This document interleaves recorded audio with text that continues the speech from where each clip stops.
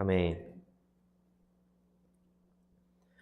오늘 우리가 읽은 본문은 요나죠. 요나서는 선지서입니다. 선지서. 선지서라는 것이 여러분도 잘 아시겠지만 이 선지자가 하나님의 말씀을 받아서 백성들에게 전파하는 그 내용을 담고 있는 게 바로 선지서예요. 근데 오늘 읽은 요나는 조금 다른 선지자들과 다른 부분이 있습니다. 어떤 부분이 있을까요? 우리가 다른 선지서는 좀 어렵잖아요. 그죠? 내용도. 근데 요나는 다 기억을 하죠. 어떤 내용인지. 왜 그럴까요? 이야기가 있어서 그렇습니다. 이야기가. 다른 선지서는 하나님의 말씀, 예언, 축복과 멸망의 말씀을 전파하는 그 하나님의 말씀의 내용만 있는 반면에 이 요나서는 하나님의 말씀 자체보다는 그 말씀을 전하는 과정에서 어떤 일이 있었는지에 대한 앞뒤 이야기가 있기 때문에 조금 특이한 부분이라고 할 수 있어요. 오늘은 그 첫 번째 시간으로 요나가 하나님의 예언과 명령을 어떻게 듣고 행동했으며 왜 그렇게 행동했고 하나님의 예언하신 그 내용이 어떤 의미를 가지는지 한번 알아보는 시간을 가져보려고 합니다. 문제를 드릴게요. 요나는 어느 나라의 선지자일까요? 우리가 지난번 하박국은 어느 나라의 선지자였죠? 네, 남유다의 선지자였습니다. 그러면 오늘 요나는 어느 나라의 선지자일까요? 네? 오, 어떻게 알았지? 맞습니다. 바로 북이스라엘의 선지자입니다.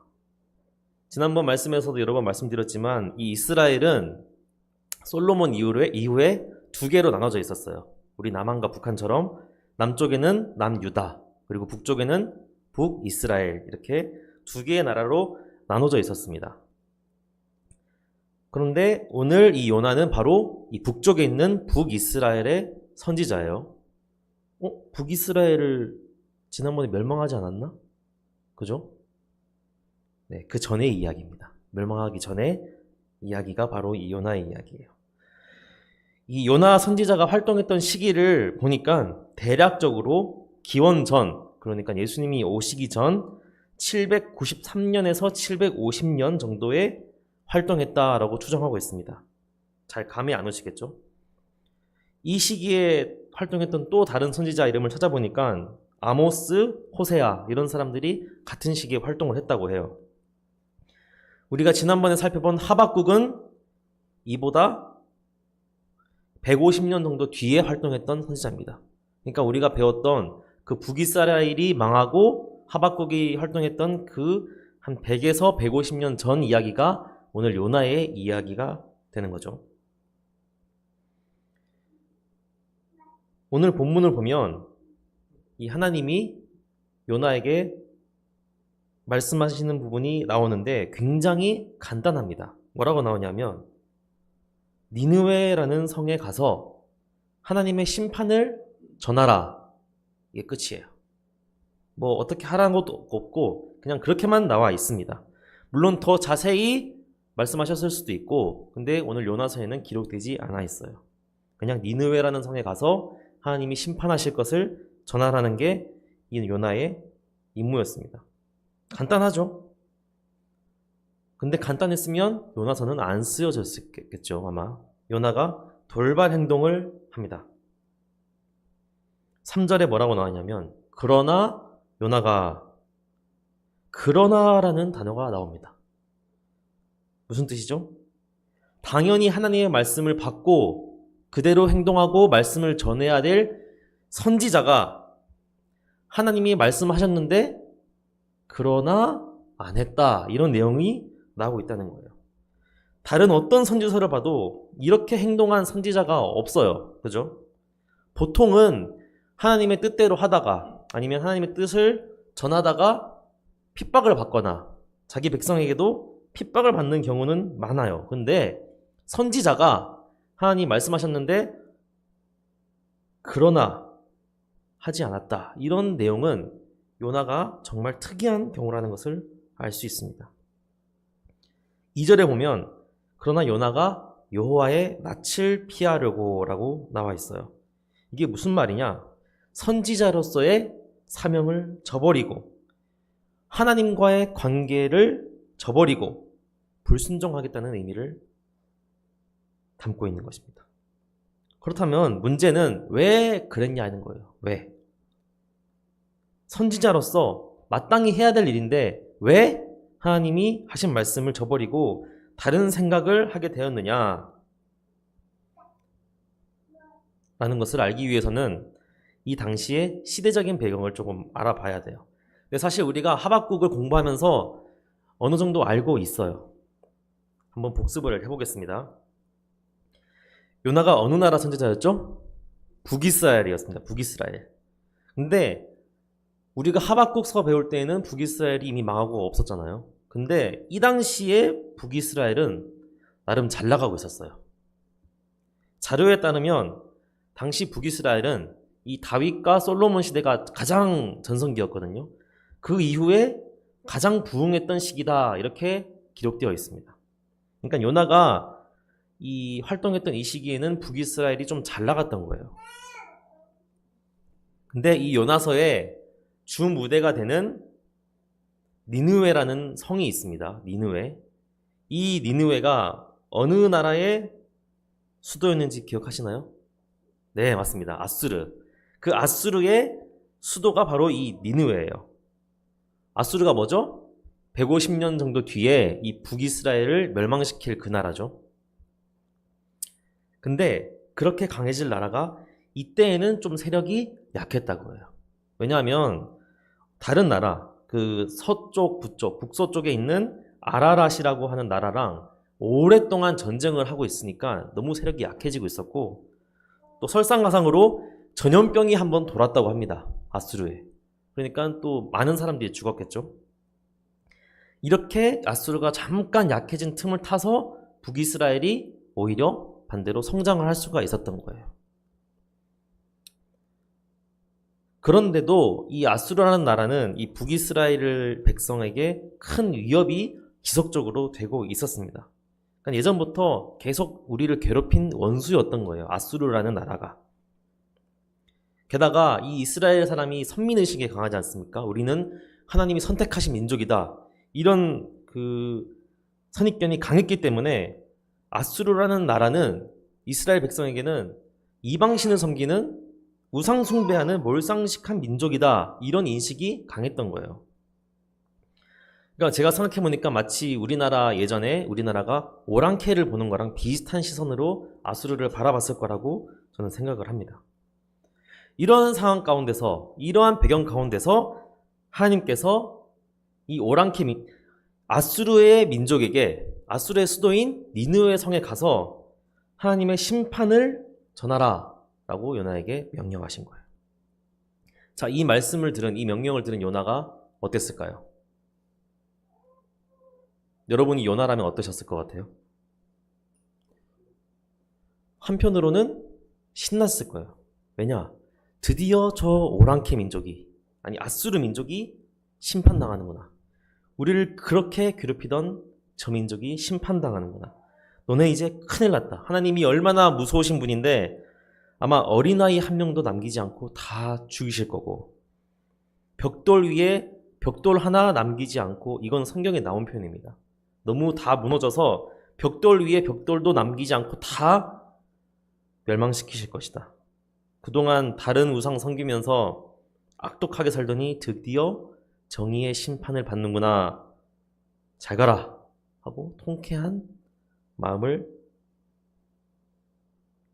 가졌을 거예요. 근데 요나가 이쪽에서는 또 다른 마음이 들기 시작했습니다. 잠깐만, 하나님이 예전에도 심판하겠다고 경고한 다음에 회개를 했더니 다시 용서해 주신 사례가 있었다는 걸 기억한 거예요. 아니, 왜 그냥 멸망시키시지? 굳이 미리 경고를 하고 알려주시지? 왜 굳이 경고를 하시는 거야? 혹시 아수르, 이 니느웨 사람이 무섭거나 두려워서 갑자기 마음이 바뀌어서 회개를 하면 어떡하지?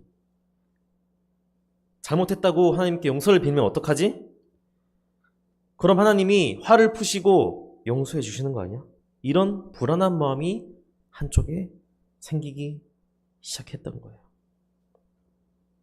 얘네는 망해야 되거든요. 요나가 보기에는. 그죠? 이 악한 민족은 망해야 돼요. 요나도 북이스라엘 사람이었기 때문에 얼마나 이 아수르가 싫었겠어요. 근데 요나가 이런 생각을 한 게 무리가 아닌 게 당시 아수르가 세력이 굉장히 약해져 있었잖아요. 전쟁도 오랫동안 장기화되어 있었고 전염병이 돌아서 또 사람들도 많이 죽었고, 그리고 기록에 의하면 이 기원전 763년 6월 15일경에 네? 어떻게 하셨어요? 어떤 일이 있었냐면 완전 일식이 일어났답니다. 완전 일식. 태양이 가려지는 그 현상이 이 아수르 땅에 일어난 거예요. 그러니까 이 아수르 지역이 대낮에 깜깜해져 버린 겁니다. 그러니까 그때 당시에는 이런 과학기술이 발전하지 않았을 때니까 이 현상이 무슨 현상인지 아무도 설명을 못하고 이게 너무 불길하다. 뭔가 우리나라가 잘못될 것 같다. 이런 인식이 백성들 사이에서 만연해 있던 겁니다. 그러니까 이 아수르 백성들의 마음이, 니느웨 백성들의 마음이 굉장히 말랑말랑해질 수 있던 거예요. 그러니까 요나가 혹시라도 내가 가서 하나님이 심판하실 거다 라고 말을 했을 때 이 니느웨 사람들이 큰일 났다. 우리 회개하고 살아남자. 이렇게 해버릴 수도 있을 거라고 요나가 생각을 했던 거예요. 그래서 요나가 어떤 판단을 내립니까? 경고하지 말자. 모른 척하자. 라고 스스로 판단을 내렸습니다. 어차피 하나님의 심판이 임할 거라는 말을 전하는 거잖아. 그러면 어차피 망할 거니까 나만 알고 있자. 나밖에 모르니까. 뭐 회개하라고 말하신 것도 아니고 어차피 심판할 거라는 걸 예고하는 거기 때문에 굳이 말할 필요 없지 않겠냐. 어차피 망할 건데. 그래서 요나는 자신이 할 수 있는 가장 과감한 행동을 취해요. 하나님이 니느웨 성으로 가서 심판을 전해라. 예 하고 반대 방향으로 간 겁니다. 제가 지도 한 장을 준비해 왔는데 좀 보여주시겠어요? 네, 보이시죠? 제가 오늘 아이템도 하나 가져왔습니다. 레이저 포인터. 보이시나요? 안 보이네. 화면이 먹나 봅니다. 네, 그냥 할게요. 자, 저기 예루살렘이라고 보이시죠? 저 지역이 이제 남유다와 북이스라엘이 있는 지역입니다. 그리고 감사합니다. 그리고 그 위쪽에 아수르 보이시죠? 아수르에 있는 니느웨라는 곳이 바로 아수르 지역의 수도가 저 북쪽입니다. 그때 하박국 할 때 기억나시죠? 저쪽으로 애굽이 도와주러 갔다 한 지역이 바로 저 지역이고요. 애굽도 밑에 있고. 그런데 하나님이 니느웨로 가라고 하신 거예요. 그런데 요나가 어디로 갑니까? 다시스라는 이 끝쪽으로 가기로 결정을 한 거예요.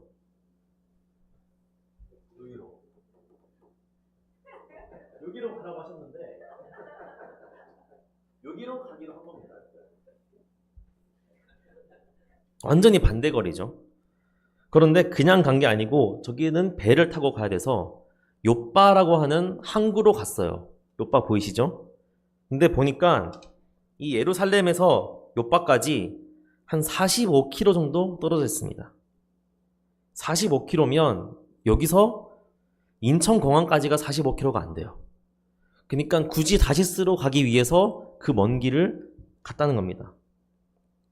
그러니까 이 요나는 의도적으로 하나님이 명령하신 반대 방향으로 여행을 떠나게 됐다는 거예요. 하나님의 말씀을 어기고.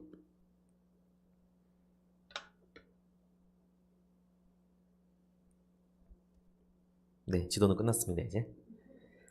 자, 그렇다면 하나님이 왜 이 굳이 요나를 니느웨 성으로 보내신 건지 우리가 한번 생각해 볼 필요가 있어요. 그 이방인들이 그 죄악을 저지르고 하나님 앞에서 우상 숭배하고 멸망받아 마땅할 민족이잖아요. 그냥 천사 한 명 보내서 아니면 말씀 한마디로 그 즉시 멸망시킬 수 있으신 분인데 자기 백성도 아니고, 근데 왜 굳이 요나를 통해서 예고를 하셨을까? 이건 당연한 얘기지만 우리가 4장에 보면 나오는데 아스루의 이 니느웨 성 백성들에게도 하나님께서 기회를 주고 싶으셨던 거예요. 그들은 이방인이잖아요. 근데 그래서 악을 행하고 이 같은 사람이 봐도 너무나도 악한 행동을 저질렀던 민족이지만 하나님은 그들에게조차 구원의 기회를 주고 싶으셨던 거예요. 이 사실이 이해가 되시나요?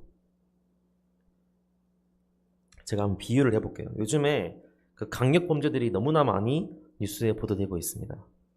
지난번에도 말씀드렸던 그 한 서울에서 30대 남성이 지나가던 여성을 폭행하고 성폭행했던, 그래서 여성이 결국에는 사망했던 그런 사건이 있었어요.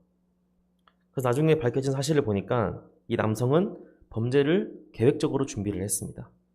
손에 그 너클이라는 쇠로 된 무기가 있어요. 이렇게 끼우는 주먹에. 이걸 준비해서 지나가던 20대 여교사라고 합니다. 여성의 얼굴을 쳤어요. 그리고 성폭행을 해서 이 여성이 병원에 실려갔습니다. 하지만 죽었던 그런 사건이었죠. 만약에 여러분에게 하나님이 누구야, 너 가서 그 살인범에게 복음을 전하라 라고 말씀하시면 여러분 어떠시겠어요? 기분이 어떠시겠어요? 그 사람에게 가서 하나님 말씀을 전하고 새 사람이 될 수 있도록 하나님의 복음을 전하라고 하면 여러분들 과연 하고 싶겠습니까? 이 사람뿐만 아니에요. 사회에 불만을 품었다는 이유로 지나가던 모르는 사람을 아무나 칼로 수십 번 찔러서 죽인 사람에게 복음을 전하라고 하시면 여러분들은 하실 수 있겠어요? 저는 이런 생각이 들 것 같아요. 아니, 왜 저런 사람을 구원하려고 하십니까? 저 사람은 죽어도 마땅한 사람이잖아요. 하나님이 보시기에 죄인일 뿐만 아니라 같은 죄인인 내가 봐도 저건 너무 악하고 인간 같지도 않은, 악마도 혀를 내두르고 갈 만한 그런 악한 사람입니다. 근데 그런 사람을 구원하신다는 게 너무 이해 안 갑니다. 이런 생각이 들 것 같아요. 심지어 그 피해자가 내 가족이라면, 내 지인이라면 과연 가능하겠어요? 요나는 그러한 요구로 받아들여졌을 거예요. 북이스라엘을 끊임없이 괴롭히고 수없는 죄 없는 사람들을 죽인 그 아수르 악한 민족을 그들에게 회개할 기회를 준다는 것 자체가 너무 용납하기 힘들었던 거예요. 그래서 반대 방향으로 가버린 겁니다. 혹시나 회개해서 다시 살아나면 어떡하지? 구원받으면 어떡하지? 정말로 이렇게 요나가 생각했을까요? 네, 했습니다. 4장에 보면 나와요. 우리도 이런 요나와 같은 생각을 할 때가 많은 것 같아요. 나는 하나님의 선택받은 백성이고 또 각자가 생각하는 니느웨 백성이 있겠죠. 저 사람은 평생 구원 못 받을 거야. 저렇게 살고 있는데, 저렇게 막 사는데 어떻게 하나님 믿고 바르게 살 수 있겠어? 나는 어릴 때부터 교회 다녔고 매주 교회 나와서 예배드리고 봉사도 하는데 저 사람들하고 다르지 당연히. 그런데 하나님은 그 사람들도 구원하시기를 원하신다는 거예요. 그들에게 우리가 가서 복음을 전하기를 원하신다는 겁니다. 우리가 교회에 모인 목적은 하나님을 예배하기 위함도 있지만 나가서 믿지 않는 니느웨 백성에게 복음을 전하는 것도 바로 이 교회의 목적이라는 거예요. 예수님이 제자들을 불러 모으실 때 먼저 오라고 하셨어요. 그리고 뭐라고 하셨죠? 가라, 세상으로. 교회가 이 오라에만 집중해서 우리끼리 모여만 있다면 마치 요나가 다시스로 간 것처럼 하나님의 말씀대로 가지 않고 있는 겁니다. 하나님은 분명 우리에게 니느웨로 가라고 말씀하세요. 요나서 4장에 보면 그 사람들도 하나님이 아낀다라고 말씀하고 계시는 걸 알 수 있습니다. 하나님이 아끼셔서 구원하고 싶어 하시는데 우리가 뭐라고? 우리도 어찌 보면 자격 없는데 구원받은 죄인들 아닙니까? 이미 구원받았다고 해서 다른 사람들이 구원받든지 말든지 신경 쓰지 않으면 안 된다는 거죠. 그렇다면 결국 전도를 하란 말이잖아요. 그죠? 전도를 하지 않으면 우리가 이 세상에 살아갈 이유가 뭔지 저는 고민을 좀 해보게 돼요. 하나님이 아직 우리를 이 땅에 두신 이유가 뭘까? 하나님과의 교제만이, 우리가 하나님께 영광 돌리고 예배하는 것만이 우리의 할 일이라면 그냥 하나님 나라로 데려가시면 되잖아요. 근데 그렇지 않고 이 땅에 남겨놓는 이유가 무엇일까? 고민해보면 바로 하나님 나라를 전파하는 것이 우리의 남은 사명이지 않을까라는 생각을 하게 됩니다. 그렇다면 우리에게 오늘 마지막 남은 질문이 있습니다. 과연 어떻게 전도를 해야 할까? 요나처럼 니느웨 성에 가서 큰 소리 치면서 전도해야 될까? 직장 갈 때 전도지, 사형리 책자를 가지고 가서 직원들 만날 때마다, 클라이언트를 만날 때마다 복음을 전해야 할까? 제가 어제 결혼식이 있어서 서울역을 갔다 왔습니다. 서울역 가보신 분은 알겠지만 그 앞에 작은 광장 같은 곳이 있어요. 서울역 환승센터와 서울역 사이에 광장이 조금 있습니다. 외국인들도 정말 많이 있었습니다. 근데 또 누가 많은지 아세요? 포교 활동하는 사람들이 정말 많아요. 제가 포교 활동이라고 말한 거는 정말 온갖 종교들이 거기 다 모여 있습니다. 한쪽에서는 확성기를 들고 한 15명이 모여서 예배를 드리고 있는 집단도 봤고, 스피커 갖다 놓고 찬양을 틀어놓고 찬양을 부르고, 또 한 곳에서는 그 절에 가면 들릴 것 같은 불경 외는 소리도 들립니다. 그리고 찬양을 틀어놓은 그 종교는 기독교가 아닌 종교도 있는 것 같아요. 약간 사이버처럼. 아주 난리도 아니었습니다. 정말 정신이 하나도 없었어요. 우리가 왜 외국에 가면 그 나라에 가서 가장 인상 깊었던 걸 기억하잖아요. 외국인들이 서울역에 딱 오자마자 무슨 여기는 종교전쟁 하는 건가?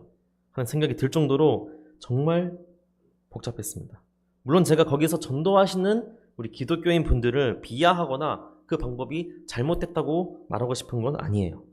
전에도 말씀드렸듯이 하나님이 사용하시는 방법은 너무 다양하기 때문에 우리가 어떤 방법이 옳다 그르다 말할 수 없습니다. 하지만 제가 말씀드리고 싶은 것은 우리가 지금 할 수 있는 전도의 방법이 뭐가 있는지 한번 생각을 해보자는 거예요. 지금 직장 다니고 있는 우리 교회 성도분들이 지금 우리가 이 요나와 같이 니느웨로 가라는 하나님의 명령을 받고 이것을 진지하게 받아들이고 수행하기를 원한다면 어떻게 할 수 있는지 한번 생각을 해봐야 되지 않겠어요? 그래서 제가 생각했을 때 그 전도의 가장 첫 번째가 무엇일까? 바로 우리 자신의 모습이라고 저는 생각합니다. 성경에서도 말하고 있는 것처럼 우리는 세상의 빛과 소금과 같은 존재예요. 하나님의 향기를 세상에 내는 존재이고 우리의 착한 행실을 통해서 하나님의 영광을 드러내는 존재입니다. 현재 기독교가 욕을 많이 먹고 있는 이유가 우리 기독교의 그 교리 자체나 어떤 논리 때문이 아니라 기독교라는 이름을 달고 있는 사람들의 행실 때문이라는 거 다들 동의하실 거예요. 이것은 사실 공인인 사람들뿐만 아니라 우리 개인 모두에게 해당되는 사실입니다.